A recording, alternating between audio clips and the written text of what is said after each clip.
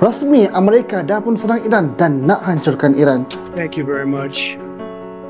A short time ago, the U.S. military carried out massive precision strikes on the 3 key nuclear facilities in the Iranian regime: Fordow, Natanz, and Esfahan. Everybody heard those names for years as they built this horribly destructive enterprise. Our objective was the destruction of Iran. Kenapa Amerika dan Israel nak sangat hancurkan Iran? Dan adakah terjadinya perang dunia yang ketiga dalam masa yang terdekat? Dan adakah sabda Nabi SAW mengenai perkara ini? Kita akan share dalam video kali ini, jadi tengok video ini sampai habis agar tak keliru nanti.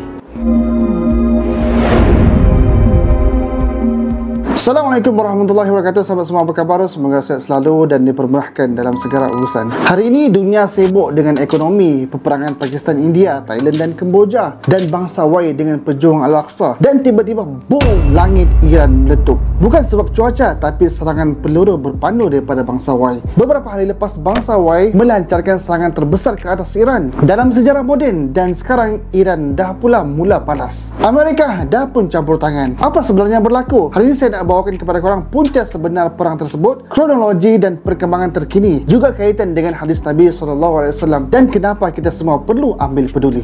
Sahabat semua, untuk Iran dan bangsa Y ini segalanya bermula pada 13 Jun tahun 2025, yang mana bangsa Y ini melancarkan serangan yang dinamakan Operation Rising Lion, dengan tujuan mereka serang tapak nuklear Iran di Natanz, Fordow dan juga Isfahan. Kemudian mereka serang juga kemudahan IRGC dan beberapa kawasan kediaman awam di sekitar Qom dan Khorram Abad. Punca utama bangsa Y ini nak serang Iran ialah menurut bangsa Y, Iran sedang dalam fasa akhir yang membangunkan senjata nuklear, dan itu dianggap sebagai ancaman paling serius kepada bangsa Y. Menurut pakar uranium, Iran telah pun mencapai 90% pemurnian cukup untuk hasilkan senjata nuklear. Jadinya sahabat semua, disebabkan itulah Perdana Menteri bangsa Y iaitu Netanyahu menyatakan, jika kita tunggu, kita akan lihat bom nuklear jatuh ke atas Tel Aviv. Bangsa Y ini tak nak ulang kesilapan masa lalu, jadi mereka serang dulu.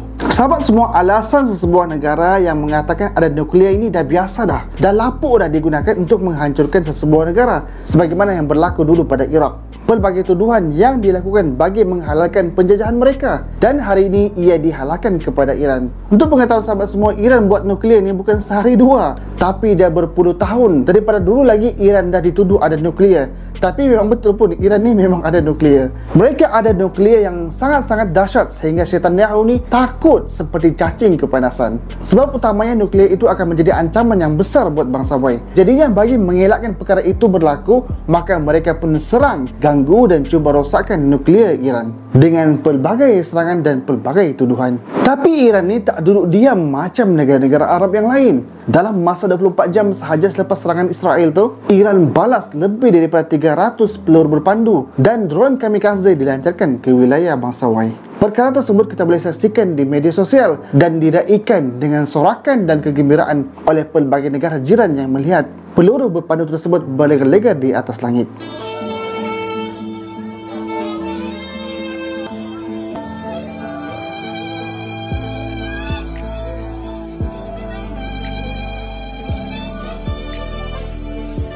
Sehingga rakyat Malaysia pun merayakan perkara tersebut.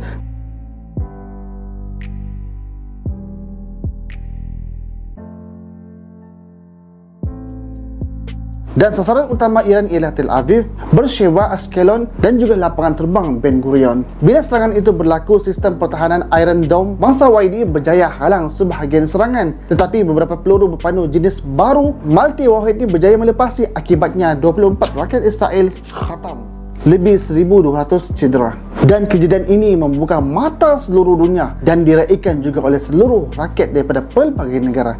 Mereka gembira melihat bangsa Y menangis dan berlarian selamatkan diri, bahkan ada yang lari meninggalkan negara tersebut.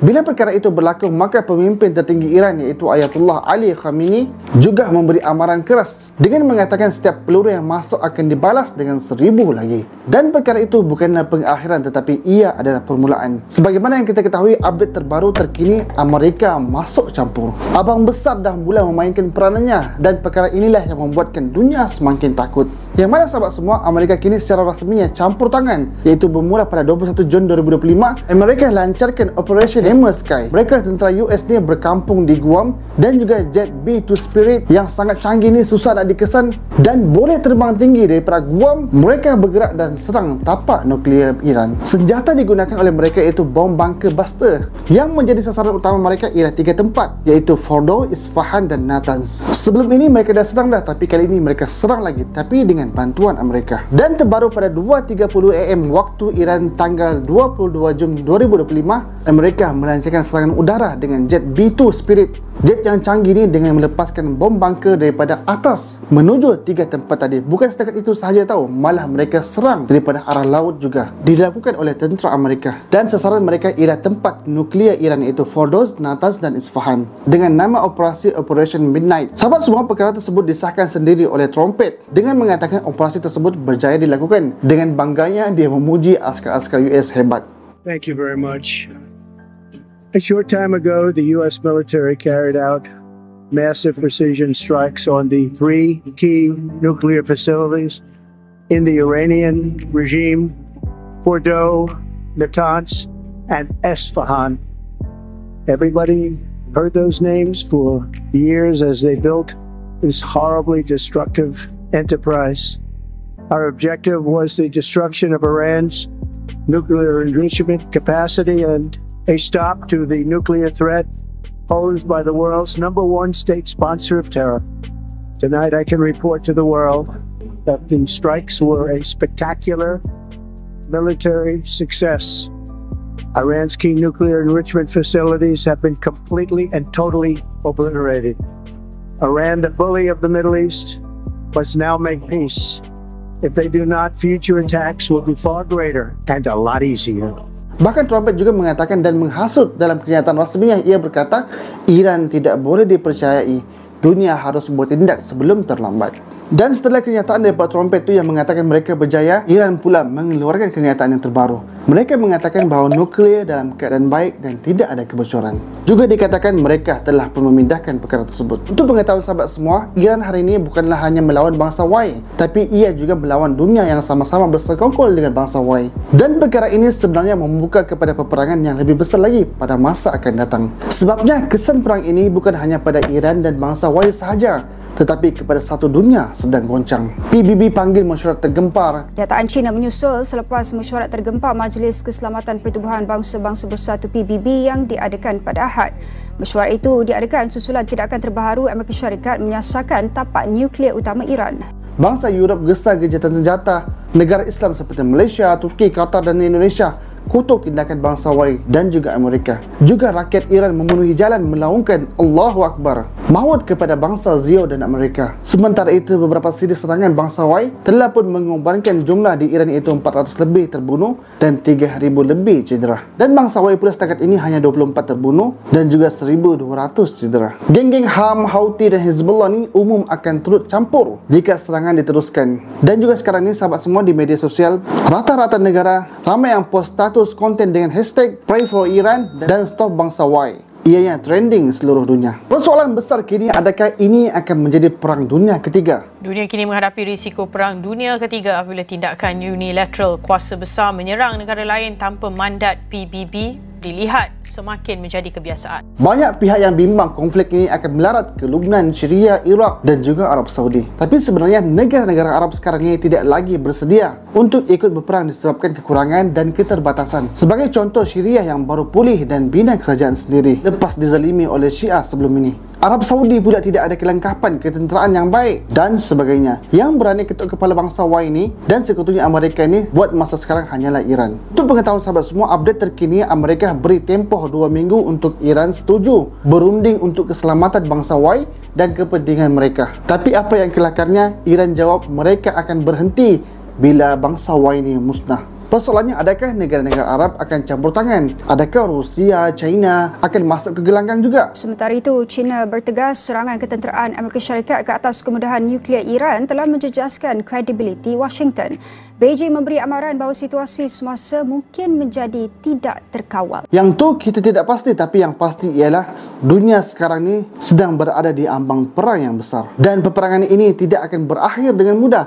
malah ia akan berlarutan dan berpanjangan. Generasi silih berganti generasi akan sambung perjuangan ini. Sungguh bangsa Y ini tidak akan pernah tenang dan hidup nyaman.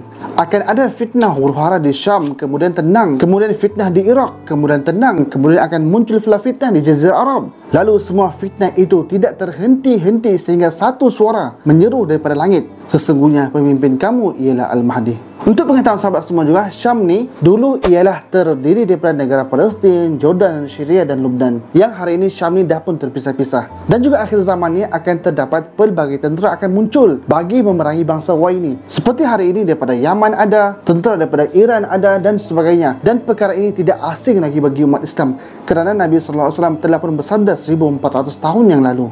Yang bermaksud Nabi SAW menyebutkan akan ada 3 kumpulan tentera di Syam, di Yaman dan Iraq, dan baginda menyarankan agar memilih Syam kerana ia bumi pilihan Allah. Sahabat semua, daripada hadis ini tentera daripada Yaman tak ada, dan daripada Iraq ni pun tak ada, iaitu Iran lah. Sebabnya negara ini bersebelahan je dengan Iraq, antara Iran dan Iraq. Dan juga tentera daripada Syam ni pun tak ada sejak daripada dulu lagi. Mereka lah melawan bangsa Y ini. Antaranya ialah penduduk Al-Aqsa sendiri yang masih lagi belum dikalahkan meskipun jumlah mereka yang sedikit. Malah akan tumbuh yang lain lagi sebagai pelapis dan memperjuangkan bumi Al-Aqsa.